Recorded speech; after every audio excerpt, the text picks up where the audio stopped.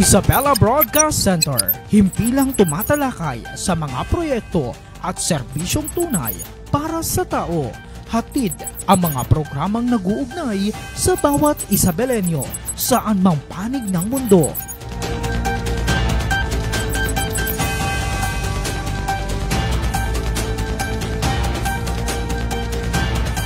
Delivering in-depth, trustworthy, and objective news.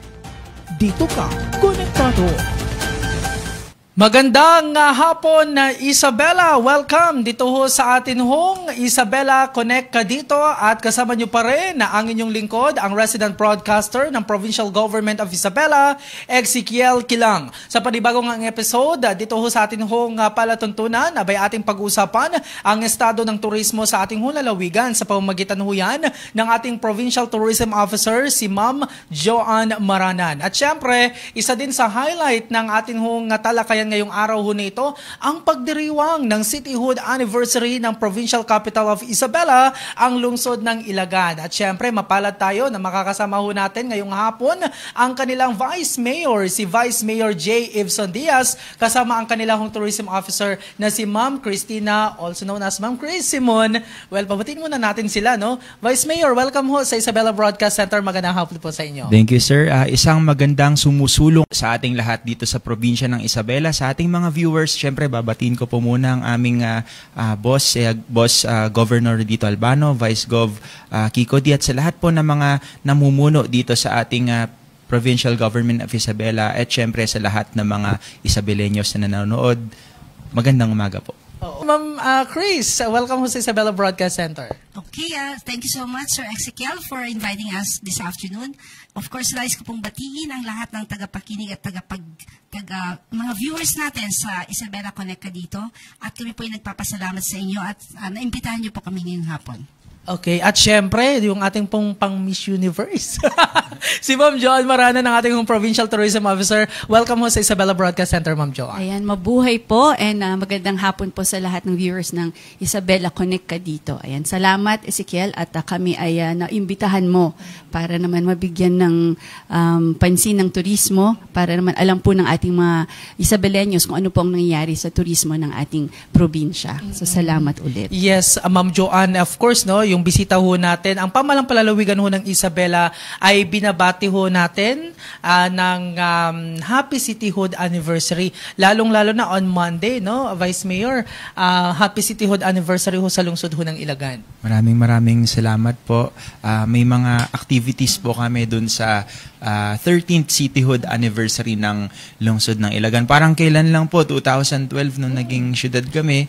Ngayon, 2025, 13 years na rin po dahil po sa support ng mga leaders po natin from the province of Isabela, from the district congress, and of course, dito rin po sa city government. Dahil sa pagkakaisa, naging lungsod po kami. Oo naman. At speaking of activities na nababanggit ho ninyo, tanungin ko na nga rin ho, no, Vice, ano ho yung mga inaasahang mga aktibidad dito ho sa Cityhood Anniversary ho ninyo? So, nandito po sa akin yung schedule of activities. Hayaan nyo pong basahin ko isa-isa para po ma-update po lahat ng mga posibleng dumalaw at saka ng mga viewers po natin dito sa Isabela Connect ka dito. Unang-una po, ang schedule of activities natin, August 9 to 11 po yung main activities, pero August 5 po to August 6, in-start na po namin. Meron po kaming Man Skills Training Program, Livelihood Skills Training, kung saan nagbibigay po ng opportunity sa mga gusto pong ma-educate sa kanilang at ma-enhance yung kanilang skills sa pagiging isang barista and sa food processing po. So, paggawa ng coffee, inumin at sa food processing po. And then, nung August 7 and 8 po, mayroon po kaming Man Skills Training Program, Livelihood Skills Training Program po para sa mga kababaihan at syempre para po sa mga ibang mga kabarangay po namin. And then August 9 to 11, magbubukas po yung aming Tiendesitas or Bancheto na located po sa Capital Arena. Sa unang araw po ng aming kapistahan, August 9, mag-start po 7 o'clock ng umaga sa mga mahilig po sa mga motorcycles, tsaka mga talagang nakakamanghang mga paligsahan, motor drag race po. bandang Malalam to Alibago Bypass Road. Doon po namin gagawin para safe po kahit papano yung ating mga motorista na makikipagpaligsahan. 8 o'clock ng umaga, magkakaroon po kami ng job fair in partnership with the PESO Office of the City. Siyempre, pati na rin po sa PESO ng province, and in partnership din po sa mga Ilagan Association of Women, magkakaroon po kami ng job fair located at North Star Mall para mabigyan naman ng trabaho yung ating oportunidad sa trabaho yung ating mga kababaihan, and at the same time yung mga fresh graduates po natin. 8:30 AM din po, pinagbigyan din po natin yung mga mahihilig sa Airsoft. May Airsoft competition po kami. 8:30 ng umaga din yun sa City of Ilagan Sports Complex naman po. 9 o'clock ng umaga, magkakaroon po ng motor show dun po sa May Bancheto sa Capital Arena. And then, 6 p.m. ng August 9, 2025, yun po yung aming Coronation Night of Binibining Ilagan 2025 para po mapanood natin yung mga naggagandahang mga ilagay niya. Dahil kung sino po yung mananalo, siya naman po yung magre-represent sa Miss Isabela, located at the Capital Arena. Mga August 10, ano ba naman yung mga aktibidad, Ma'am Grace? Okay, sa August 10 naman po, at exactly 8 a.m., meron po tayong motocross. Diyan po yan sa may Triton Mall, sa Barangay Alibago din po. And then, of course, nabanggit kanina ni Sir Jake, may airsoft tayo. 2 days po yung event na yun, 9 and 10. And, of course, isa ito sa highlights ng celebration natin. At 2 p.m., magkakaroon po tayo ng JLD Cheer Dance Competition wherein we have 17 contingents ng mga secondary schools po yan. Most likely po mga schools, mga estudyante na magpapaligsahan, pagalingan sila sa kanilang cheer dance po. Yun yung cheer dance competition natin. And Yes. 6 p.m. And 6 p.m., Sa Sir 6 p.m. Jave. Ito yung medyo maganda at masayang programa po. Yung ating mga manlalaro sa Ilagan Isabela 5-Star Cowboys. Uuwi po sila dito para sa isang exhibition game. Ang kakompetensya po nila, yung mga guest celebrities natin sa pangunguna ni Mr. Gerald Anderson po. walang talo-talo. Yun nga ang sabi niya. Kaya kailangan na hindi sila matalo sa ating Cowboys. Yun sana yung tanong ko, no, Vice and Ma'am Chris, kung sino-sino yung mga aasahang mga bisita. So aside from itong local artist natin na si Gerald Anderson, May mga guest pa po na iba, surprise na lang po. Kino-confirm pa at ipopost po namin. Oo. Pero sa mga ganitong, okay na po ba yung mga activities natin? For Or may August mga 10 iba pa po? Sa August 11, yung main activity po namin, 7:30 ng umaga, kailangan magpasalamat tayo lagi sa buong lumikha. May Thanksgiving Mass po kami. And then after the Mass, magkakaroon po kami ng fertilizer ceremonial distribution and distribution of gill nets to fisher folks. 8:30 a.m. po to 11:30 a.m. Yun po yung chalk art, likhang sining sa daan. Yung magdodrawing po yung mga bata natin ng kanilang to express their freedom of expression and showcase their creativity on art. So, yun po, chalk art, likhang sining sa daan. 9 o'clock to 4 p.m. magkakaroon din po sa mga professionals, PRC Mobile Services po. This will be located at the old SP Hall sa City Hall po ng lungsod ng Ilagan. PRC Mobile Services po para sa mga renewal at applications po. And then 3 o'clock ng hapon, para ma-strengthen po namin yung pagiging child-friendly city, magkakaroon po kami ng Push Bike Fun Race. Bagong sports po to na prinopromote natin, located at the Capital Arena. 5 p.m. po, magkakaroon po kami ng Outstanding Ilagueño, or at the same time, i-awardan din po namin yung mga top taxpayers po natin, 5 p.m. sa Capital Arena. Then after that, 7 p.m. ng gabi, 7 p.m., grand concert po featuring Parokya ni Edgar. Kasi nandito na si Chito sa lungsod ng Ilagan. Oo, nandito na si Chito. Anyway, ang dami no, yung mga activities, and hopefully, yan ho'y dapat na puntahan ng atin hong mga Isabeleño. Hindi lamang mga Ilagueños, kundi yung atin hong mga Isabeleños dito sa lalawigan ng Isabela. At syempre, asahan natin yung mga karatig hong mga probinsya. Vice, matanong ko lang, paano inaasahang makakatulong ho yung pagdiriwang ho ng mga ito sa pag-unlad ho ng ekonomiya ng lungsod ho ng Ilagan base base ho sa mga nakalipas ho ng mga taon na selebrasyon na kalintulad ho nito? Yes, actually, malaki po yung natutulong nito sa ekonomiya natin. It boosts the economy because sa dami po ng mga events, nagkakaroon po kasi ng foot traffic. Everything po kasi is interconnected. Pag may mga pa-event ka po, may mga dumadalaw na mga turista, bisita, kakaroon ng massive foot traffic, lalo na po sa mga venues. So, ang effect, tumataas po yung kita ng mga MSMEs namin. Medium, small, micro, small, medium enterprises, yung mga food stalls, local shops, pati na rin po sa mga hotel. So, ito po yung mga strategic moves na ginagawa po ng local government unit para masuportahan yung local enterprises and at the same time na promote din po yung kultura at turismo ng ating lungsod. Oo. When it comes sa turismo pala, no, kasabay ho kasi ng pagdiriwang ho ng cityhood anniversary, inaasahan ho talaga na marami ang makikisaya, hindi lamang ang mga Ilagweños. So, ano po yung mga pangunahing attraction sa turismo, Ma'am Chris, na maaring i-showcase ho dito ho sa lungsod ho ng Ilagan? Okay, of course. Before that, Sir Ezekiel, we are happy to inform po na sa ating mga tagapakinig na meron po tayong sariling tourism circuit ang Ilagan. So, dito po sa lungsod ng Ilagan, meron po tayong Culture and Heritage Tour, Nature and Adventure Tour, and yung Agricultural and Industrial Tour po natin. So, kompleto po talagang pwedeng ipagmalaki dito sa lungsod ng Ilagan. Of course, to top yung mga major destinations po natin dito, we have the Abuan River and Eco Park Adventure. We also have the Ilagan Sanctuary, the Ilagan Japanese Tunnel, and yung ating landmark na Giant Butaka.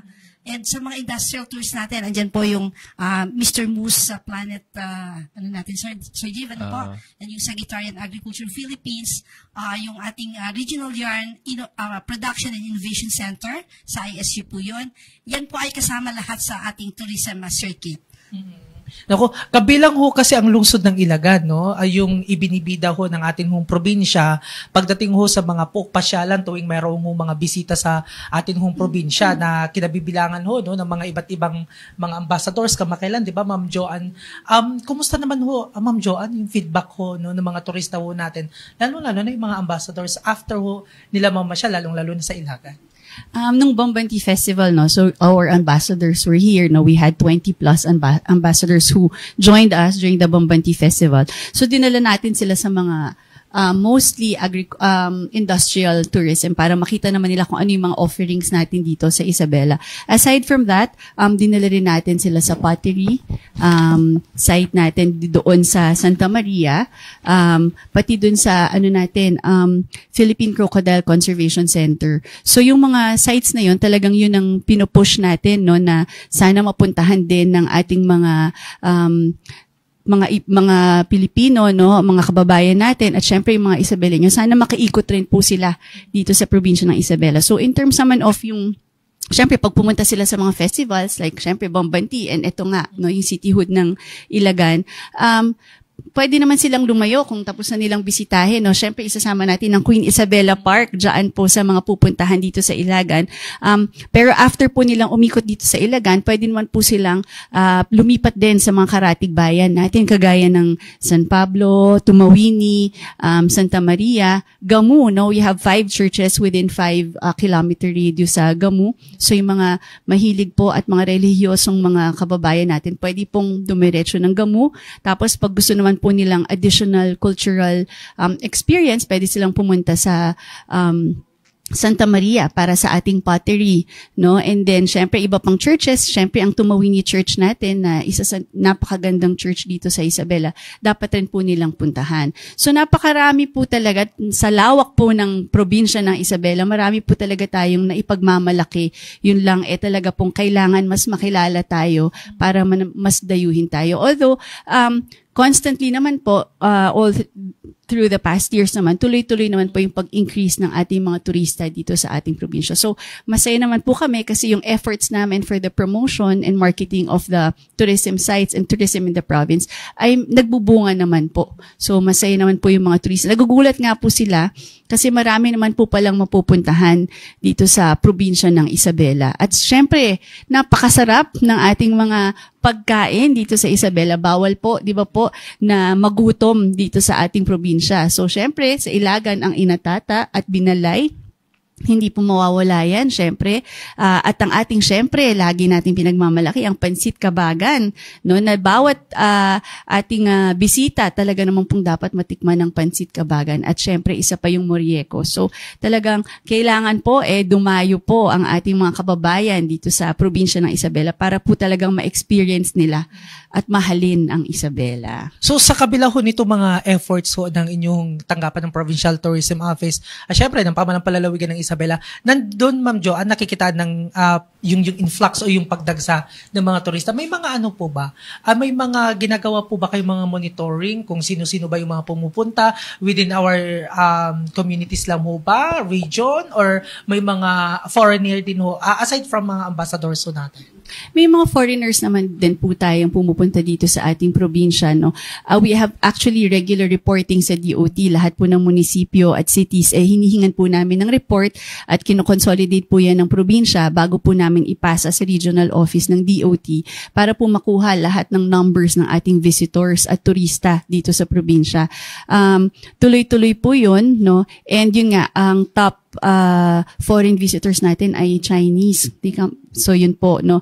At syempre mas marami pa rin naman po ang ating mga domestic tourists, no, sa syempre within Isabela at saka yung mga karatig mga probinsya natin, marami pong pumupunta. Oo. Ma'am Chris and Vice, no? Balikan mo natin yung lungsod ho ng Ilagan. Aside sa mga nabanggit ho ninyo, Ma'am Chris, kay Vice siguro, may mga iba pa po ba o mga potential na mga tourist spots or pwedeng pasyalan dito ho sa lungsod ho ng Ilagan na ito yung dinedevelop po ninyo? In terms of potential tourism spots, maraming potential na pinag-aaralan na po ng local government unit at the moment. Nabanggit nga po ni Ma'am Chris yung most visited sa buong Region 2 na tourism destination yung at the moment yung Abuan River. The past years yung Ilagan Sanctuary, Japanese Tunnel.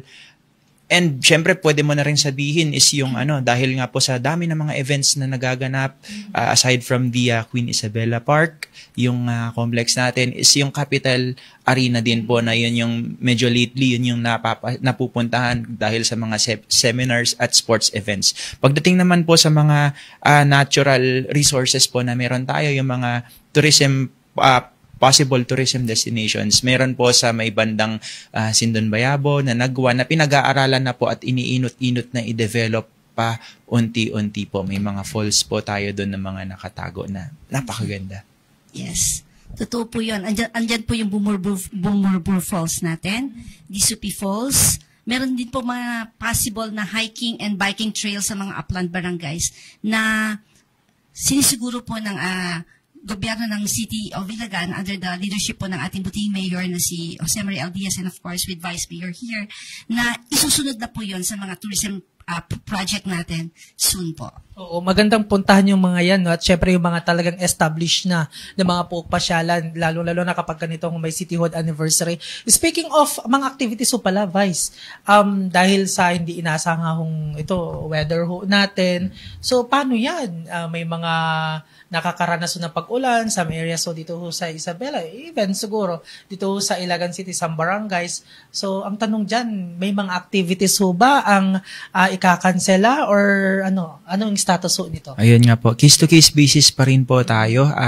Before having this, before joining kayo po dito sa Isabela Connect dito na nag-usap po, nagkaroon po kami ng meetings with the local government unit, yung team po ng Fiesta Committee, is tuloy pa rin po yung mga shows natin, tuloy pa rin po yung mga activities, pero case-to-case basis. Kung may bagyo, syempre hindi naman natin itutuloy. Pero kapag ulan lang, yung amihan lang, okay naman po, tutuloy pa rin po tayo dahil talagang well-prepared po tayo at talagang inaabangan din po ng ating mga kababayan. And to add po, Sir Ezekiel, and nabanggit po niyo yung possible, tuloy pa rin po. Kasi most of the major events naman po natin nasa Capital Arena po, sa loob po yan. Indoor siya, Indoor no? po siya. At saka, kung manageable, kumbaga, no, yung ating weather, okay naman. Ma'am Joanne, matanong ko lang, when it comes pala sa tourism, ano yung mga pangunahing turismo dito ho sa ating home province na maaari pang makadagdag? Siyempre, kapag may mga ganitong cityhood anniversary, pupuntahan ho nilang Ilagan. So, ano pa yung mga pwede hong pasyalan ng ating hong mga bisita just in case? Mentioned earlier, no, marami po kasi tayo talagang near Ilagan, maraming puntahan like mga old churches, meron din po sa Tumuwini, no, meron din river doon na kung okay na tapos na sila sa Abuan River, gusto naman nilang bumisita ng ibang river, so pwede po silang tumuloy sa Tumawini. So marami po talagang maiikutan, no, at marami pa po talaga tayong dinedevelop at ine-explore na mga possible na mapuntahan ng ating mga kababayan dito sa probinsya ng Isabela. Na-mention nga kanina no ni Vice Mayor yung Capital Arena. So recently nag-open ng Capital Arena, and then meron naman din tayong MICE event sa MICE activity center or convention center sa Kawayan City, yung ating Icon Center, Convention Center. Meron din po kakabukas lang yung sa Santiago City, yung Santiago Arena. So, ngayon po, I think madami tayong mga sports events, no? Pinupush nga po natin na magkaroon tayo ng mga maraming events dito sa mga convention and arenas na nagbukas para talagang dumami po yung turista at dumami rin yung tourist receipts like yung mention nga kanina ni Vice Mayor. Pag marami po tayong events, syempre pupunta yung mga participants, magbo-boom ang ating accommodation establishments, ang mga restaurants natin, bibili po yan ng mga pasalubong, so yung mga MSMEs natin ay patuloy na syempre uunlad din po, no? So pag marami po tayong events, like our festivals, every town naman, every city, syempre ang probinsya, meron po lahat festivals yan. So pag pumunta po at dumayo ang ating mga bisita, talaga pong magbo-boom ang ekonomiya at ang tourism sa ating probinsya. Yeah, I think Ma'am Joanne, this is the perfect opportunity na maipakita ng mga local businessman natin ang kanilang mga produkto at mga serbisyo. Anyway, pag-usapan ho natin ng higit yung turismo naman. Bilang Vice Mayor, Vice Mayor JF Sandias, na kayo'y bahagi ho ng legislative, meron pang mga hakbang na syempre gagawin ang konseho para mas mapaigting pa ang turismo sa Ilagan City. Usually, collaboration ng legislative and executive. Yes, totoo po yung sinabi nyo, Sir Ezekiel, no? If the executive department and the legislative department collaborates, it will have an result. It will have a good result for progress. Kasi ang legislative department po namin sa lungsod ng Ilagan is all our policies is based on the executive agenda. And one of the priorities of the local chief executive, si Mayor J. Diaz nga po, is to strengthen policies on tourism. That's why the movements of the executive department bases its movements on the policies that we make, yung mga legislations, ordinances, and resolutions. Kaya kami sa council talagang pinag-aaralan namin, iniikot namin at inaalam namin kung ano yung pwede pa naming maidagdag na mga legislations para mas strengthen pa yung mga policies po namin. Kaya nga po nakikita nyo naman po, halimbawa yung pagtayo ng Capital Arena natin, yung mga posibleng maging bagong spots pa, hindi lang sa ecotourism, pati po yung mga future tourism sites po. Hindi lang naman po kasi tayo nagpo-focus sa natural and ecotourism, kung hindi sports tourism. Kaya po laging may mga events na laging may mga pa-events po kami dito, is doon po nag-i-invest ang city government. Yung mga facilities, yung mga invitations for the events, at kapag dumadalaw nga po yung mga katulad na nabanggit ni Ma'am Joanne, kapag dumadalaw yung mga participants, yung mga bisita, yung mga gustong manood, is talagang nagkakaroon ng return of investment dun sa mga taxpayers natin because of the MSMEs nga na sila yung kumikita, gumaganda yung kanilang gumaganda yung daloy na ekonomiya ng lungsod. So buhay po ang lungsod ng Ilagan, lalong-lalo na sa ekonomiya po. And to add po, napakapalad po ng Tourism Office sa lungsod ng Ilagan. Kasi po ang legislative at executive ay talaga po may pagkakaisa. Kaya tuloy-tuloy po ang progreso ng turismo po sa lungsod ng Ilagan. Gusto ko rin pong i-add up na blessed din po Blessed din po kami sa City of Ilagan dahil hindi lang po yung local government unit yung nagtatrabaho para ma-promote yung turismo namin sa aming lungsod, pati na rin po yung Provincial Government of Isabela dahil sabi ko nga double blessing na nagkataon din na swerte kami nandito po yung seat of power ng Provincial Government of Isabela, yung nagkataon na kami yung capital. Kaya yung mga pa-event din po ng provincial government, halimbawa Bambanti Festival, mostly sa nakikinabang, syempre buong province, pero mostly po, majority sa mga nakikinabang is yung mga locals namin dito sa lungsod ng Ilagan. Kaya thank you din po sa Provincial Government of Isabela. Yes. Oh, actually,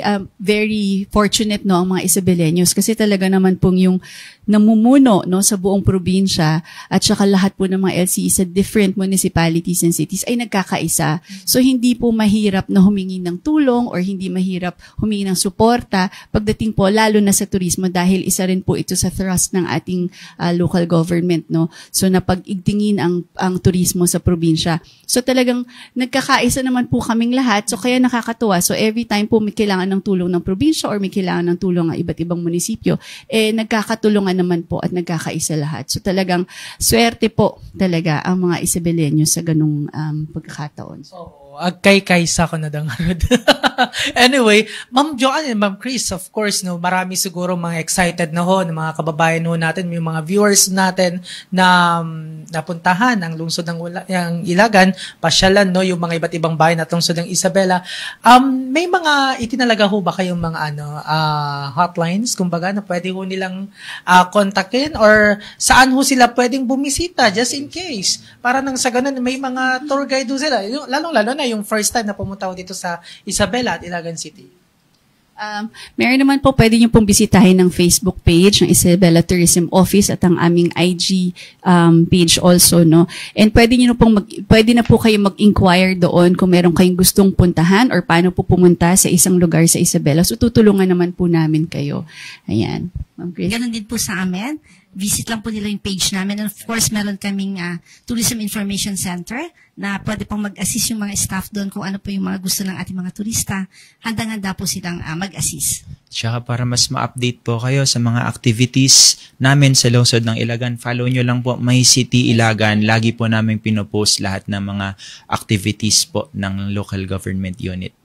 There you have it, no, sa atin ho mga viewers. Sana ho'y na-take note ho ninyo yung mga page ho na yan sa Isabela, sa Tourism Office, and of course, sa LGU Ilagan. Finally, I know, busy ho kayo, no, Vice and Ma'am Chris, Ma'am Joanne. Siguro, mensahe na lang ho ninyo sa atin ho mga kababayan, lalong-lalo na yung mga Ilagueños, mga Isabeleños, sa mga karating ho natin mga probinsya na pumunta, makisaya sa atin ho Cityhood Anniversary, Vice. Ayun nga po, ulitin ko po, ini-invite ko po kayong lahat ng mga viewers po natin, lalong-lalo na po yung mga kababayan natin sa probinsya ng Isabela, na dumalaw po, pasyal po kayo sa fiesta namin sa 13th Cityhood Anniversary ng City of Ilagan from August 9, 10, and 11. Mag-e-enjoy po kayo, sinisigurado po namin yan. And of course, gusto ko rin pong i-commend ang Provincial Government of Isabela sa ganitong programa po ninyo, Isabela Connect ka dito. Totoo po yung phrase na yon kasi kapag konektado po tayong lahat, halimbawa, konektado ang provincial government at ang mga local governments dito sa probinsya ng Isabela, mas mabilis natin makakamit yung ating pinapangarap na progreso dito sa ating probinsya. So, konektado po tayong lahat. Yes. Thank you, Vice. Ma'am Chris? Okay, gaya ng nabanggit ni Vice, kami po nagpapasalamat sa inyo sa Province of Isabela and of course sa Provincial Tourism Office. Napakaganda po kasi ng ganito na meron tayong coordinated promotions and marketing efforts para lalong mapaunlad ang turismo sa probinsya ng Isabela. And of course, inaanyayahan ko lahat ng taga-panood natin ngayon sa Isabela Connect dito na pasyalan po at puntahan ang lungsod ng Ilagan. Come and explore and discover the authenticity of Ilagan. Okay, maraming salamat, Ma'am Chris, Ma'am Joanne. Ayan, magandang hapon po at salamat ulit, no, Ezekiel, no, sa pag-imbita sa amin dito sa Isabela Connect dito.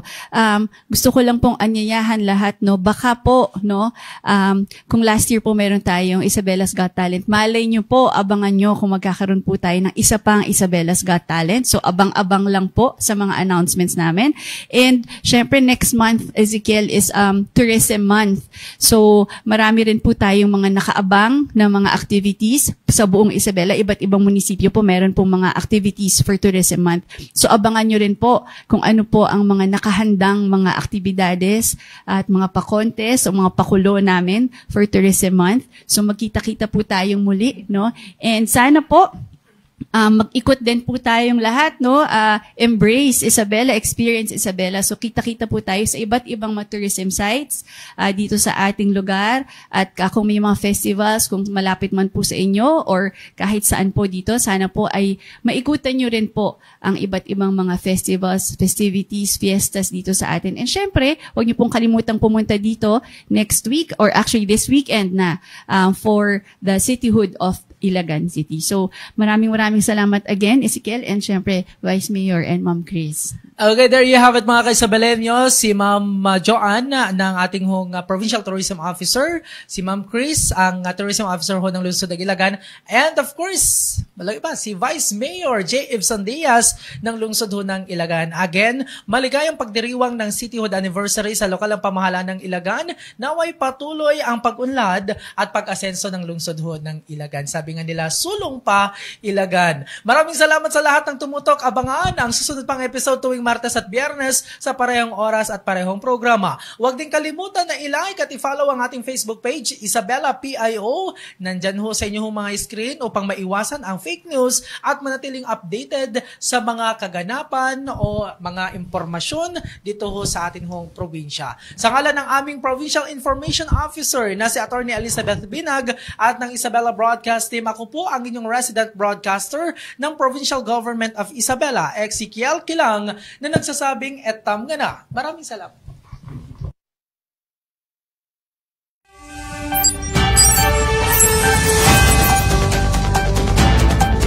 Isabela Broadcast Center, himpilang tumatalakay sa mga proyekto at serbisyong tunay para sa tao. Hatid ang mga programang nag-uugnay sa bawat Isabelenyo saan mang panig ng mundo.